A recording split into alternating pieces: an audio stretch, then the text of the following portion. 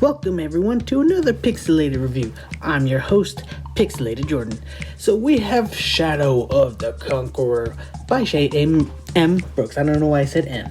Anyway, this is the, Shade Brooks who reviews swords on video games and all that good stuff. Yeah, he wrote a book.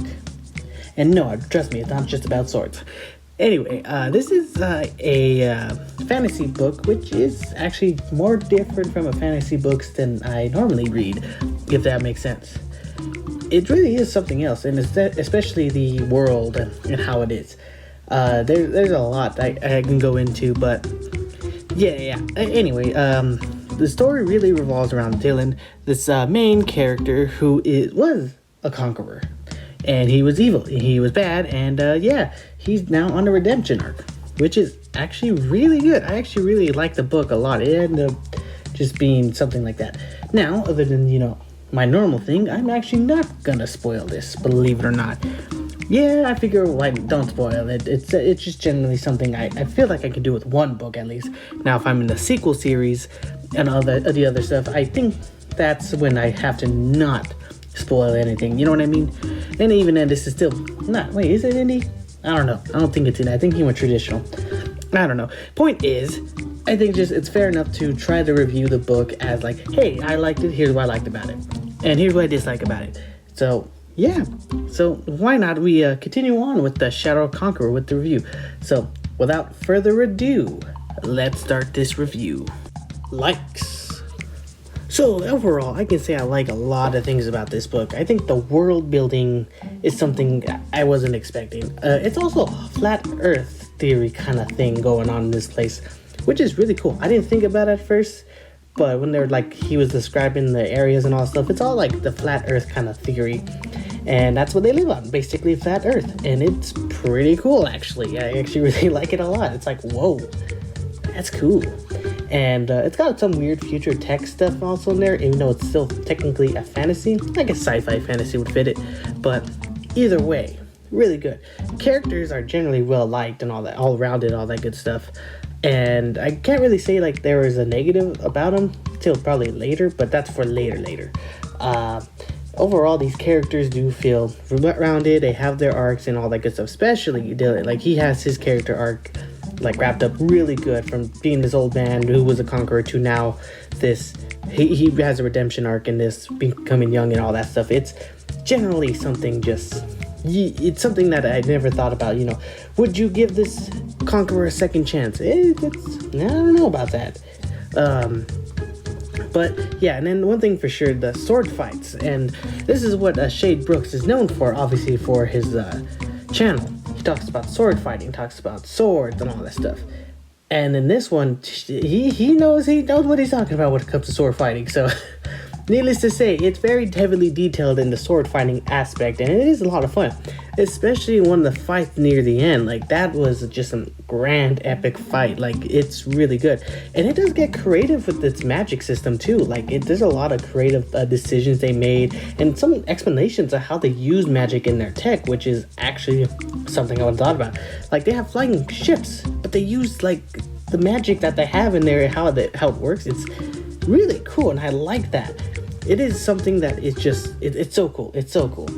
And overall, like, I think all the characters had their own motive. Every character in this just, they brought something new to the table, and the world itself was something just, I can't say I've seen it in fantasy before, so I definitely did enjoy it.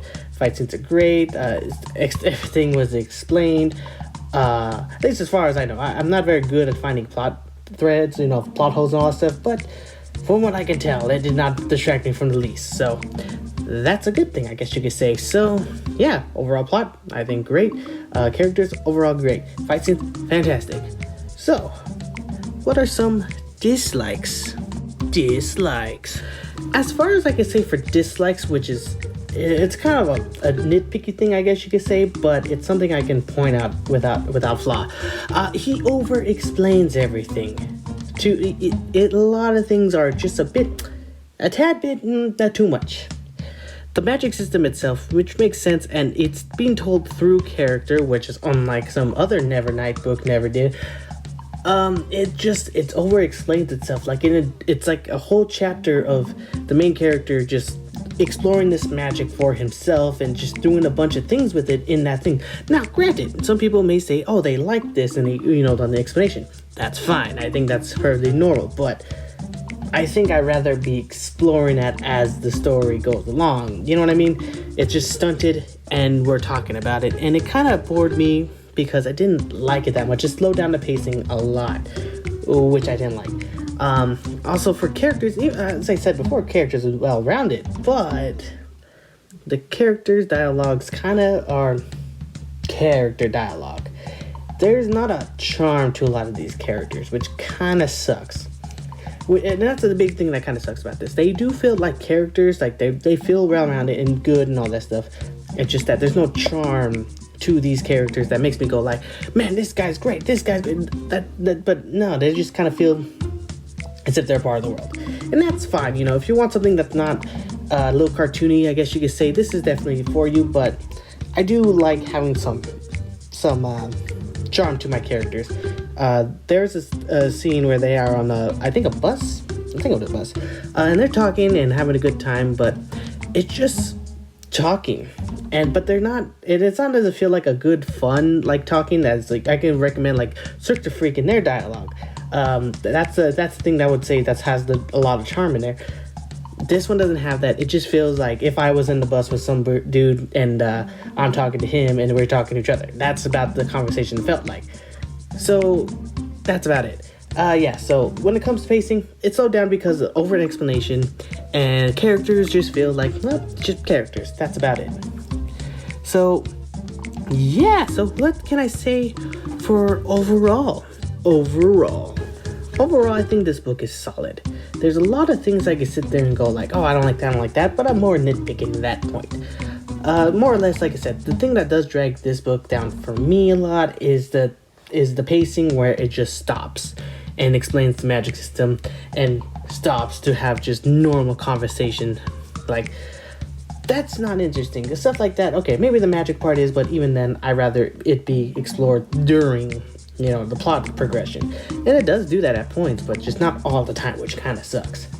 But one thing for sure, though, is that it does it better than Nevernight. I can tell you that right now. If you could question me on that one all you want, but I would straight up say this one at least does it within character, other than the narrator telling you about the history and the systems and the blahs and the blees and the blah. Sorry. I got a little PTSD from Nevernight there. Anyway, point being, the fight scenes here just top notch. I'll be disappointed. Let's put it this way: I would be disappointed if the fight scenes were not that good. Like if he didn't explain some moves or something like that, or use some real terms for them, then I wouldn't be kind of disappointed in that. But the fact that he actually uses good fight scenes, stuff like that, it really is something I liked. The Earth, or Flat Earth, or Everfall is what the world is. Definitely interesting. Love that world. It's so different from what I'm used to, so I liked it a lot. And then magic's fun. It's nothing too out there, I guess you could say, but it is well thought out. It just, as I said, just wish it was explained in one go. And that's about it. I wish there were more charm to these characters. Sure, but they did not need it though. It was a solid experience overall. World building was really good, and I can't wait if there is a second book. It is called Chronicles of Everfall, so I hope there is more than just one book of the Chronicles of Everfall. So that would be my hope right there. So without spoiling anything, that's Shadow of Conqueror for you. Solid world building and characters, just with the lackluster of pacing because they like to over-explain everything. Good job, Shane Brooks. Good job. Over-explain yourself as usual. Good job. But, so I guess you give you guys a rating now. For the Shadow of the Conqueror, it gets a rating of... check it out. Thank you guys all for watching. I really do appreciate it. If you guys want more books, I have plenty more in this playlist here. Or if you want full series reviews, I have those in spades as well. So, if you enjoyed yourself, please leave a like, subscribe, and I hope you all have a great day.